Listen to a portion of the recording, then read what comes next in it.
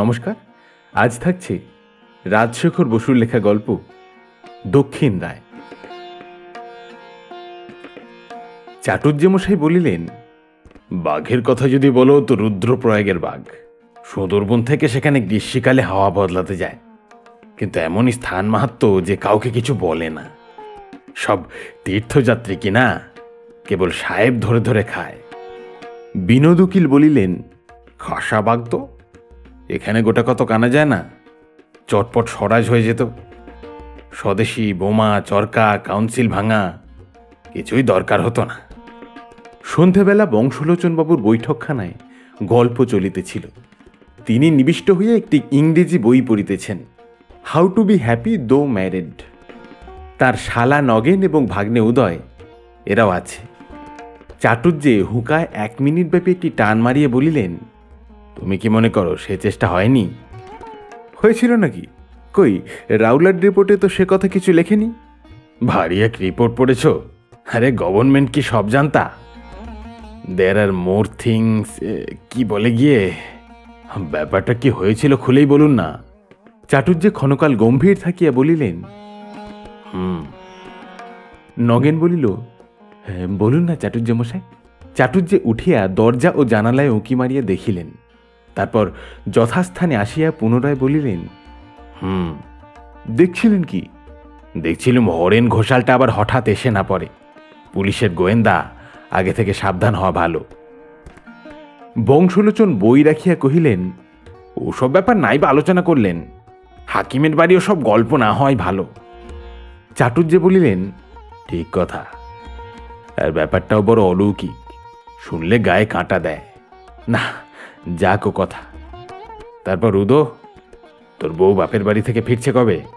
বিনোদ উদয়কে বাধা দিয়া বলিলেন, ব্যাপারটা শুনতে বা দোষ কি, চলুন আমার বাসায়, সেখানে হাকিম নেই। বংশলোচন বলিলেন, আরে না না, এখানেই হোক, তবে চাটুর্যমশাই বেশি সিরিয়াস কথাগুলো বাদ দিয়ে বলবেন। চাটুর্যমশাই বলিলেন, মা ভই, আমি খুব বাদসাদ দিয়েই বলছি, বেশি দিনের কথা নয়। বকু দত্তর নাম শুনেছ বোধ হয়, আমাদের মজিলপুরের চরণ ঘোষের মেশো।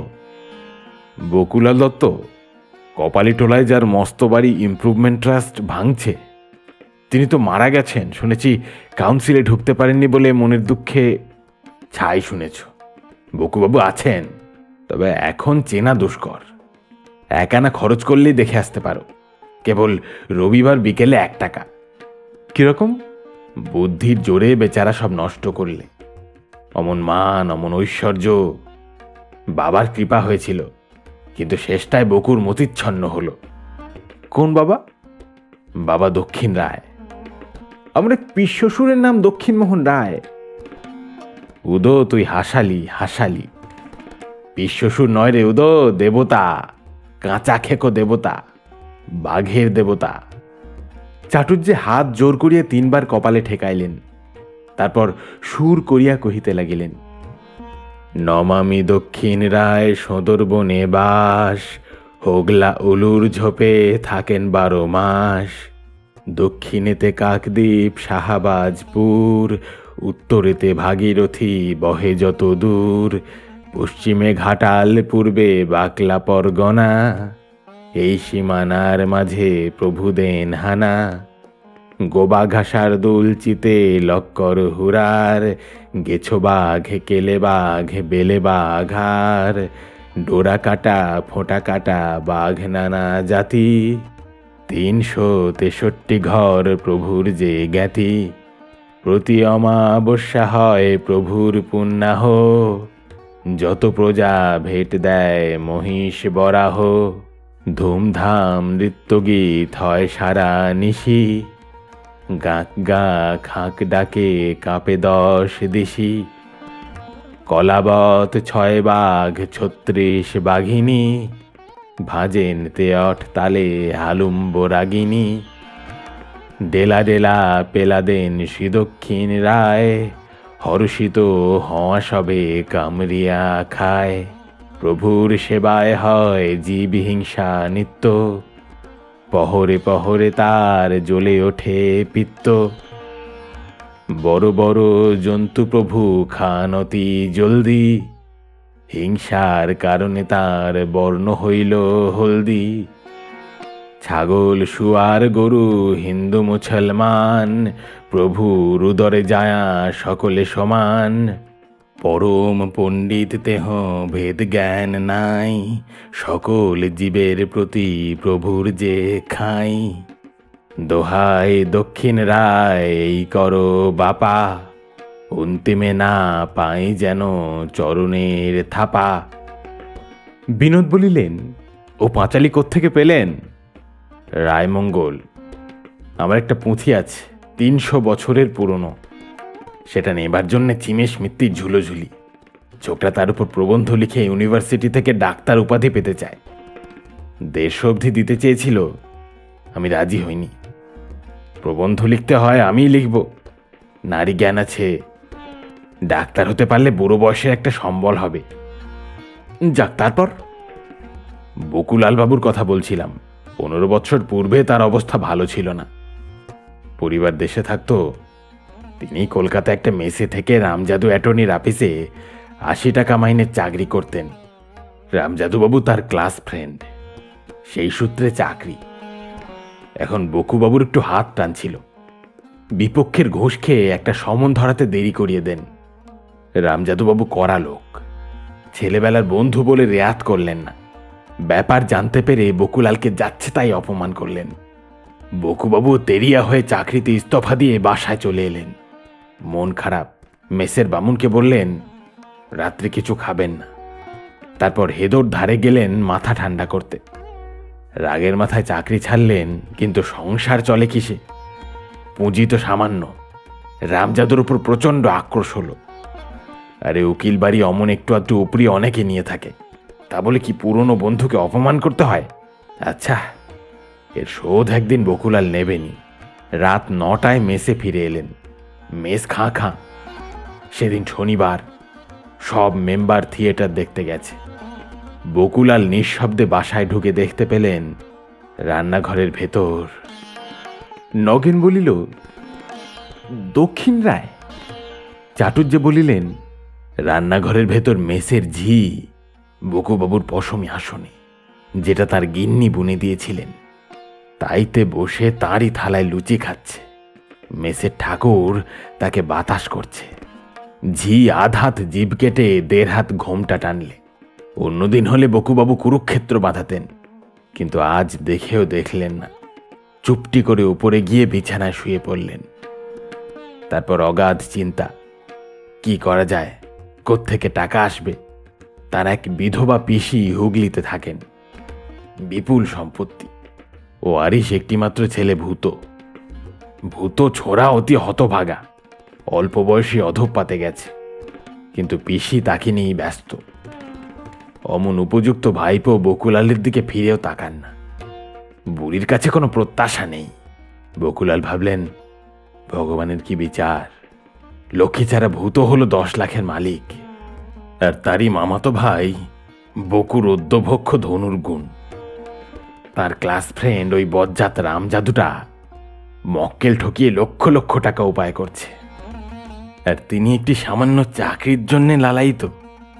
ধুত্তর ভগবান!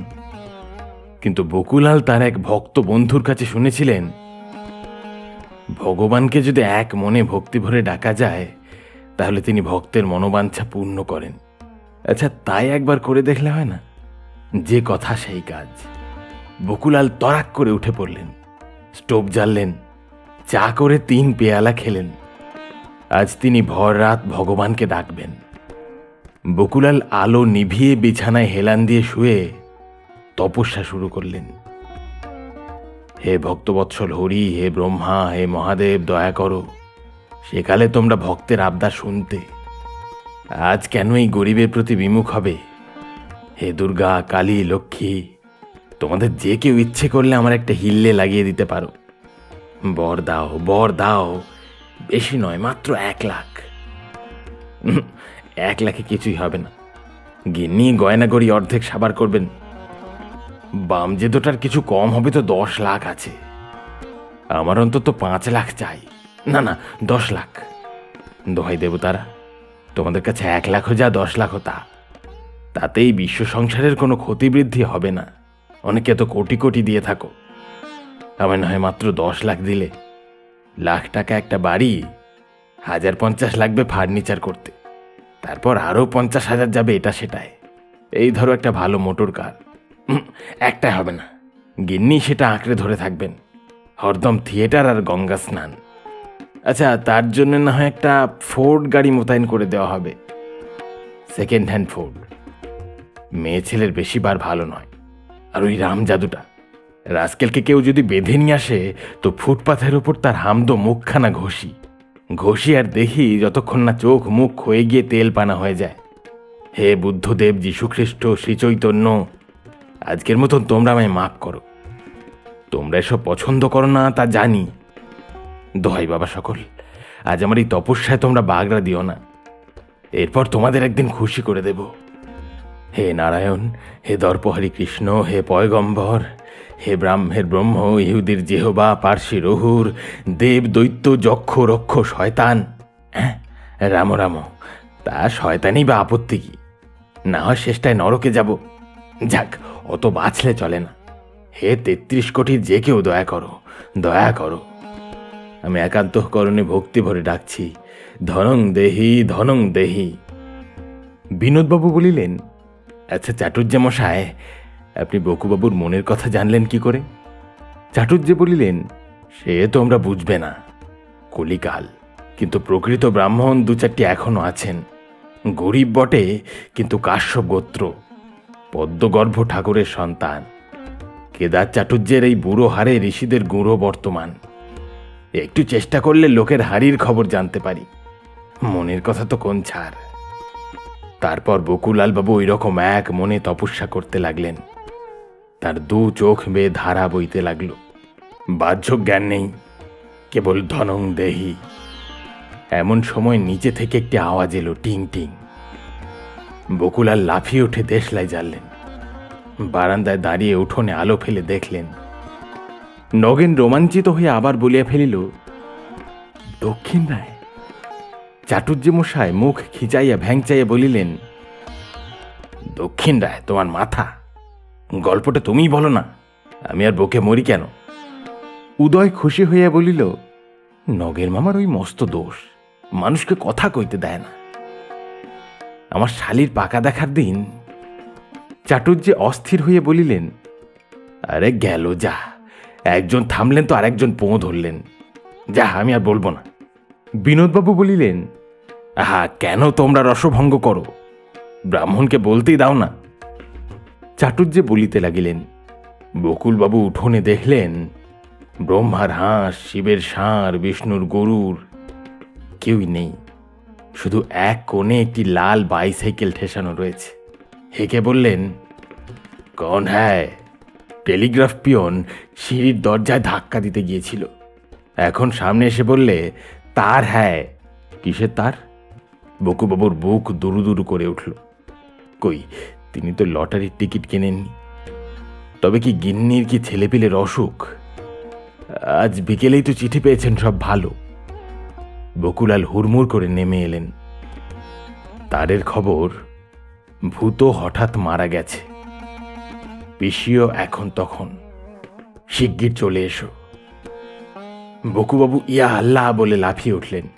তারপর মানি ব্যাগটি পকেট থেকে বার করে পিয়নের হাতে উবুর করে দিলেন। পিয়ন বেচার আসবার আগেই জেনে নিয়েছিল যে খারাপ খবর, বকশিস চাও চলবে না। এখন অযাচিত 3 টাকা 6 আনা পেয়ে ভাবলে শোকে বাবুর মাথা বিগড়ে গেছে। সে সই নিয়েই পালালো। ভূত তাহলে মরেছে? সত্যিই মরেছে?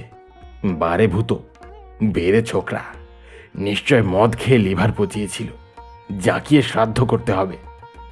বকুবাবু সেই রাত্রেই হুগলি রওনা হলেন। বকুবাবুর বরাত ফিরে গেল, তবে 10 লাখ নয়, মাত্র 5 লাখ। টাকাটা কম হয় প্রথমটা একটু মন খুঁতখুত করছিল, কিন্তু ক্রমে সয়ে গেল। বাড়ি হলো, গাড়ি হলো, সব হলো। বকুলাল নানা রকম কারবার ফাঁদলেন। তারপর যুদ্ধ বাঁধল। বকুলাল একই মাল 5 বার চালান দিতে লাগলেন। ধুলো মুঠো সোনা মুঠো হতে লাগলো। টাকার আর অবধি নেই, কিন্তু বয়স বৃদ্ধির সঙ্গে সঙ্গে বকুর বুদ্ধিটা মোটা হয়ে পড়ল। এই রকমে বছর 14 কেটে গেল। এই পর্যন্ত বলিয়া চাটুর্যমশাই তামাক টানিয়া দম লইতে লাগিলেন।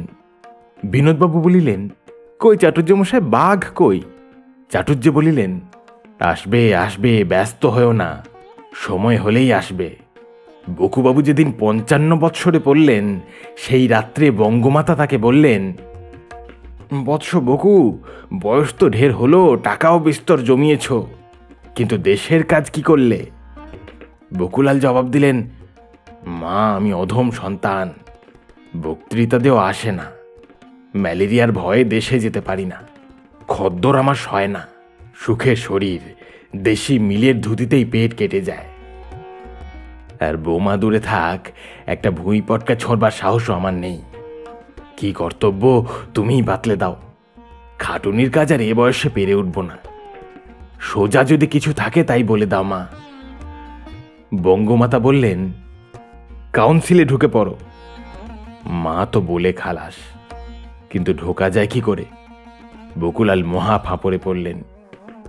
অনেক ভেবেচিন্তে একজন মাতব্বর সাহেবকে ধরে বললেন, 3000 টাকা ড্রঙ্কেন সেলার সমে দিতে রাজি আছেন, যদি গভর্নমেন্ট তাকে কাউন্সিলে নমিনেট করে।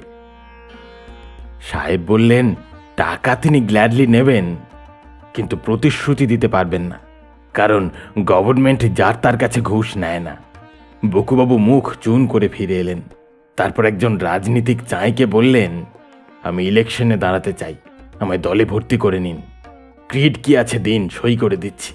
চাঁই মশাই বললেন, ধুত্তর ক্রিড, আগে টাকা বার করুন দেখি, আমাদের নিখিল বঙ্গীয় সর্পনাশক ফান্ডের জন্য।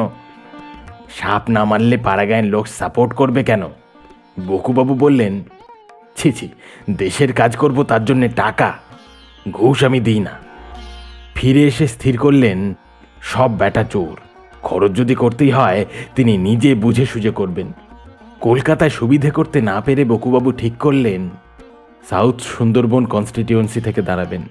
সেখানে সম্প্রতি কিছু জমিদারি কিনেছিলেন, সেজন্য ভোট আদায় করা সোজা হবে। ইলেকশনের 2-3 মাস আগে থেকেই তিনি উঠে পড়ে লেগে গেলেন। তারপর হঠাৎ একদিন খবর এলো যে বকুলালের পুরনো শত্রু রামজাদুবাবু তাড়াতাড়ি খদ্দরের স্যুট বানিয়ে বক্তৃতা দিতে শুরু করেছেন। তিনিও ওই সুন্দরবন থেকে দাঁড়াবেন। বকুবাবুর দ্বিগুণ রোখ চেপে গেল। তিনি টেরিটি বাজার থেকে একটি 3 নম্বরের টিকি কিনে ফেললেন, দেউরিতে গোটা 2 ষাঁড় বাঁধলেন, আর বাড়ি রেলিংয়ের উপর ঘুঁটে দেওয়ার ব্যবস্থা করলেন। খবরের কাগজে নানা রকম কেচ্ছা বার হতে লাগলো। বকুলাল দত্ত, সেটাকে কে চেনে? 14 বছর আগে কার কাছে চাকরি করত, সে চাকরি গেল কেন? কেরানির অত পয়সা হলো কি করে? হে দেশবাসীগণ, বকুলাল অত সোডা ওয়াটার কেনে কেন? কিসের সঙ্গে মিশিয়ে খায়? বকুর বাগান বাড়িতে রাত্রে আলো জ্বলে কেন? বকুলাল কালো, কিন্তু তার ছোট ছেলে ফর্সা হলো কেন?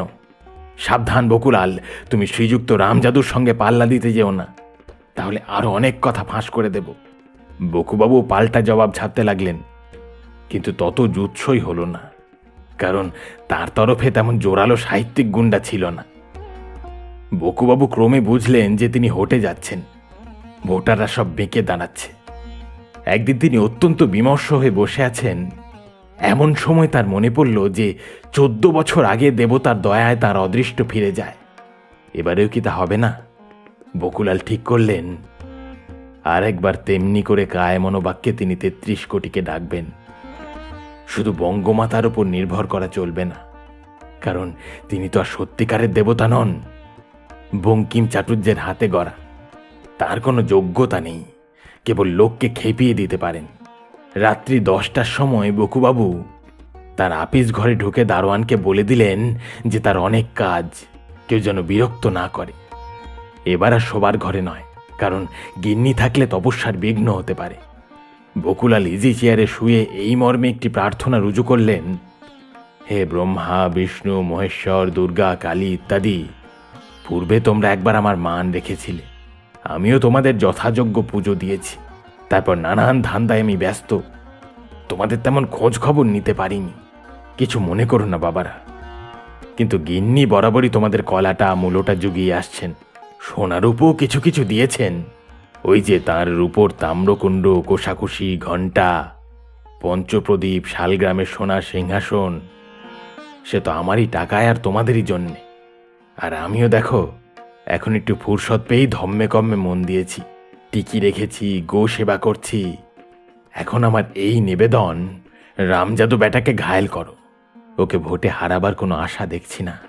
দোহাই 33 কোটি দেবতা, ওটাকে বধ করো, কিন্তু এক্ষুনি নয়, নমিনেশন পেপার দেবার 2 দিন পরে, নয়তো আর একটা ভুঁইফোড় দাঁড়াবে। কলেরা, বসন্ত, বেরি, হার্ট ফেল, গাড়ি চাপা, যা হয়। আমি আর বেশি কি বলবো, তোমরা তো হরেক রকম জানো। দাও বাবারা, বজ্জাত ব্যাটার ঘাড় মোটকে দাও, রেমোর রক্ত দাও, রক্তং দেহি, রক্তং দেহি।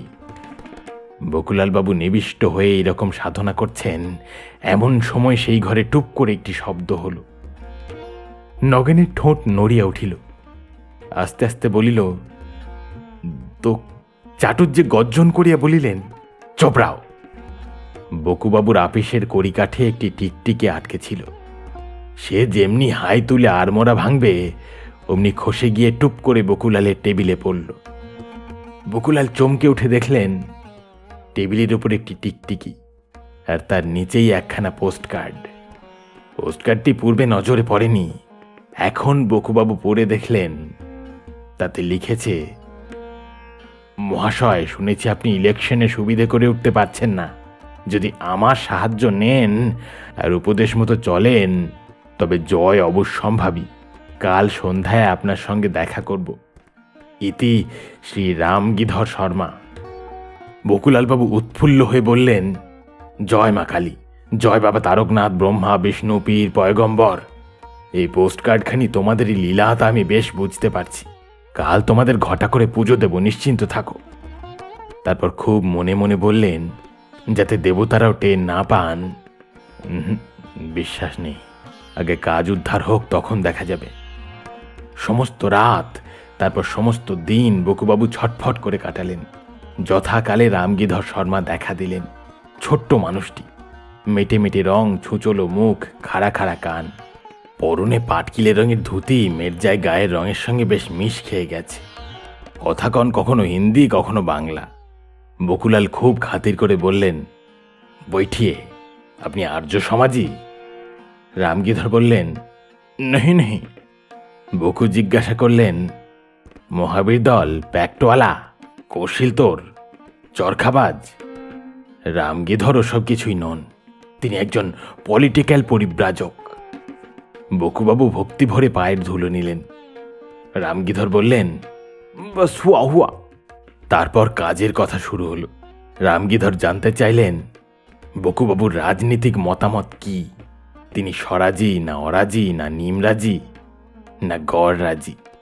বকু বললেন, তিনি কোনোটাই নন, তবে দরকার হলে সব তাতেই রাজি আছেন। তিনি চান দেশের একটু সেবা করতে, কিন্তু রামজাদু থাকতে তা হবার জো নেই। রামগিধর বললেন, কোনো চিন্তা নেই, তুমি ব্যাঘ্র পার্টিতে জয়েন করো। বকুবাবু আঁতকে উঠলেন।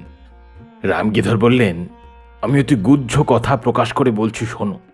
এই পার্টির সভ্য সংখ্যা একেবারে গোনাগুনতি 363। আমি এর সেক্রেটারি। একটি মাত্র ভ্যাকান্সি আছে, তাতে ইচ্ছে করলে তুমি আসতে পারো। কাউন্সিলের সমস্ত সিট আমরাই দখল করব। বকুর ভরসা হলো না। বললেন, তা পেরে উঠবেন কি করে? শত্রু অতি প্রবল, হঠাতে পারবেন না। নিখিল বঙ্গীয় সর্পনাশক ফান্ডের সমস্ত টাকা ওরা হাত করেছে। রামগিধর খ্যাঁক খ্যাঁক করে হেসে বললেন, আমরা সর্প নই, ফান্ড না থাক, দাঁত আছে, নখ আছে। বাবা দক্ষিণ রায় আমাদের সহায়, তার কৃপায় সমস্ত শত্রু নিপাত হবে। তিনি কে চেনো না? 33 কোটির মধ্যে তিনি এখন জাগ্রত, আর সবাই ঘুমোচ্ছেন। বাবা তোমার ডাক শুনতে পেয়েছেন। নাও এবার ক্রিডে সই করো, অতি সোজা ক্রিড। কেবল বাবার নিত্যিকার খোরাক জোগাতে হবে, তার বদলে পাবে শত্রু মারবার ক্ষমতা আর কাউন্সিলে অপ্রতিহত প্রতাপ। কিন্তু গভর্নমেন্টের মাংস বাবা খেয়ে থাকেন। বংশলোচন বাধা দিয়া বলিলেন, ও কি চাটুর্যে মশাই? চাটুর্যে কহিলেন, হ্যাঁ হ্যাঁ মনে আছে। আচ্ছা, খুব ইশারায় বলছি। রামগিধর বুঝিয়ে দিলেন, একেবারে রামরাজ্য হবে, শত্রুর বংশ লোপাট, সবাই ভাই ব্রাদার, দিব্যি ভাগ বাটোয়ারা করে খাবে, সকলেই মন্ত্রী, সকলেই লাট। কিন্তু ওই রাম জাদুটা ঢিঠ হবে তো? ঢিঠ বলে ঢিঠ, একেবারে ঢয় দীর্ঘই ঢিঠ। তাকে তুমি নিজেই বধ করো। বকুবাবুর মাথা গুলিয়ে গিয়েছিল। এইবার তার কৃত্রিম দন্তে অকৃত্রিম হাসি ফুটে উঠল। ক্রিড সই করে দিয়ে বললেন, বাবা দক্ষিণ রায়কে জয়। রামগিধর বললেন, হুয়া হুয়া, আব সব ঠিক হুয়া। এই স্থির হলো যে কাল 5 আপ প্যাসেঞ্জারে বকুবাবু তার সুন্দরবনের জমিদারিতে রওনা হবেন। সেখানে পৌঁছলে রামগিধর তাকে সঙ্গে করে নিয়ে বাবার আশীর্বাদ পাইয়ে দেবেন। বকুবাবুর মাথা বিগড়ে গেল। সমস্ত রাত তিনি খেয়াল দেখলেন রামগিধর হুয়া হুয়া করছে। রামরাজ্য, কাউন্সিলে অপ্রতিহত প্রতাপ, লাট, মন্ত্রী, এসব বড় বড় কথা তার মনে ঠাঁই পায়নি। রামজাদু মরবে আর তিনি কাউন্সিলে ঢুকবেন, এইটাই আসল কথা। তারপর রামরাজ্যই হোক আর রাক্ষস রাজ্যই হোক, দেশের লোক বাঁচুক বা বাবার পেটে যাক, তাতে তার ক্ষতিবৃদ্ধি নেই। তারপর সুন্দরবনে গভীর অমাবস্যা রাত্রে বাবা তাকে দর্শন দিলেন। বিনোদ বলিলেন, চাটুর্যমশাই, আপনি বড় ফাঁকি দিচ্ছেন। বাবার মূর্তিটা কিরকম তা বলুন। বলবো না, ভয় পাবে, বিশেষ করে এই উদোটা। উদয় বলিল, মোটেই না, হাজারিবাগে থাকতে কতবার আমি রাত্রি একেলা উঠেছি। বউ বলতো। চাটুর্য বলিলেন, বউ বলুক গে। বাবা প্রথমটা সৌম্য ব্রাহ্মণের মূর্তি ধরে দেখা দিয়েছিলেন। বকুলালকে বললেন, বৎস, আমি তোমার প্রার্থনায় খুশি হয়েছি।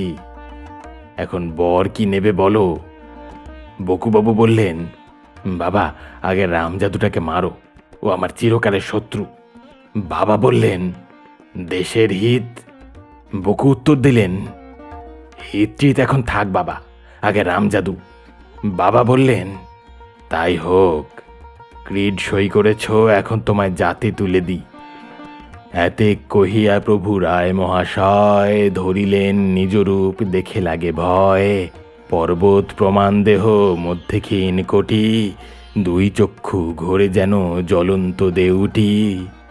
হলুদ বরণ তনু তাহে কৃষ্ণ রেখা, সোনার নিকষে যেন নীলাঞ্জন লেখা। করা করা খাড়া খাড়া গোঁফ 2 গোছা, বাঁশ ঝাড় যেন দেয় আকাশেতে খোঁচা। মুখ যেন গিরিগুহা রক্তবর্ণ তালু, তাহে দন্ত সারি সারি যেন শাঁ কালু।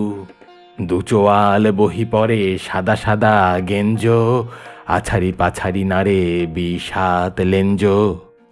ছাড়েন হুঙ্কার প্রভু দন্তকর মরি, জীব জন্তু যে যেখানে ভাগে দর বরি। ভয় পায়া দেবগণ ইন্দ্রে দেয় ঠেলা, কহে দেবরাজ হানো বজ্র এই বেলা। ইন্দ্র বলে, ওরে বাপা কিবা বুদ্ধি দিলে, রহিবে পিতার নাম আপনি বাঁচিলে। চক্ষে বান্ধ ফেটা বাপা কানে দাও রুই, কপাট ভেজায়া সুখা খাও ঢোক 2। বাবা দক্ষিণ রায় তার ল্যাজটি চট করে বকুবাবু সর্বাঙ্গে বুলিয়ে দিলেন। দেখতে দেখতে বকুলাল ব্যাঘ্ররূপ ধারণ করলেন। বাবা বললেন, যাও বৎস, এখন চোরে খাওগে। চাটুর্যে হুঁকায় মনোনিবেশ করিলেন। বিনোদবাবু বলিলেন, তারপর? তারপর আবার কি? বকুলাল কেঁদেই আকুল। ও বাবা, কি করিলে? আমি ভাত খাবো কি করে, শোবো কোথায়, সিল্কের চোগা চাপগান পরবো কি করে, গিন্নি যে আর চিনতে পারবে না গো। বাবা অন্তর্ধান। রামগিধর বললে, আবার ক্যা হুয়া, গোল মত করো, এখন ভাগো, শত্রু পকর পকরকে খাওগে। বকুলাল নড়েন না, কেবল ভেউ ভেউ কান্না। রামগিধর ঘ্যাঁক করে তার পায়ে কামড়ে দিলে। বকুলাল ল্যাংচাতে ল্যাংচাতে পালালেন। পরদিন সকালে কজন চাষা দেখতে পেলে একটি বৃদ্ধ বাঘ পগারের ভেতর ঢুকছে। চ্যাংদোলা করে নিয়ে গেল ডেপুটি বাবুর বাড়ি। তিনি বললেন, এমন বাঘ তো দেখিনি, গাধার মতো রং। আহা, শেয়ালে কামড়েছে, একটু হোমিওপ্যাথিক ওষুধ দিই, একটু চাঙ্গা হোক, তারপর আলিপুর নিয়ে যেও, বকশিস মিলবে। বকুবাবু এখন আলিপুরই আছেন, আর দেখা সাক্ষাৎ করিনি, ভদ্রলোককে মিথ্যে লজ্জা দেওয়া। বিনোদবাবু বলিলেন, আচ্ছা চাটুর্যমশাই, বাবা দক্ষিণ রায় কখনো গুলি খেয়েছেন? গুলি তাকে স্পর্শ করতে পারে না। তিনি না খান, তার ভক্তরা কেউ খাননি কি? দেখো বিনোদ, ঠাকুর দেবতার কথা নিয়ে তামাশা করো না, তাতে অপরাধ হয়। আচ্ছা বসো তোমরা, আমি উঠি। শেষ হলো আজকের গল্প রাজশেখর বসুর লেখা দক্ষিণ রায়। খুব শীঘ্রই ফিরে আসবো নতুন গল্প নিয়ে। সকলে ভালো থাকবেন। ধন্যবাদ।